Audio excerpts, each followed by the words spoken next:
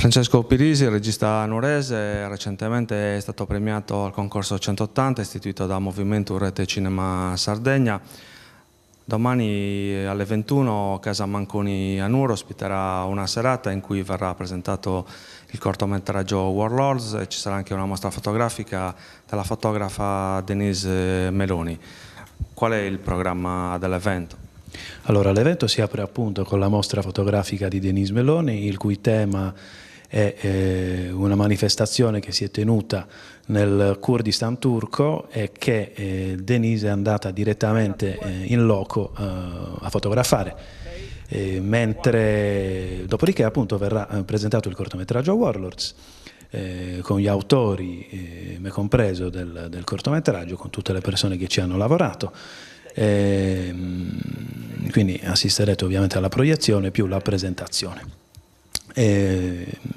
Conduce Marco Moledda, attore e operatore culturale di Sardegna Teatro. Come hai già detto tu, l'evento si svolge a Casa Manconi, che è uno spazio creativo, diciamo così, messo a disposizione da Sardegna Teatro per gli artisti del territorio. Qual è il filo conduttore di Warlords? Il filo conduttore di Warlords è sicuramente la guerra, nello specifico il rapporto che hanno i bambini con la guerra. La guerra insegna a uccidere e uccide i bambini. Abbiamo cercato di raccontare la guerra in Siria e la guerra soprattutto nell'Africa subsahariana, che appunto sfrutta,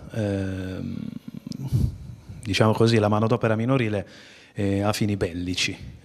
Qual è la difficoltà di raccontare una storia complessa in 180 secondi? Beh, la difficoltà è sicuramente condensare il messaggio in così poco tempo, in 3 minuti. Essere sintetici ma al tempo stesso esaurienti, al tempo stesso, diciamo così, colpire il bersaglio.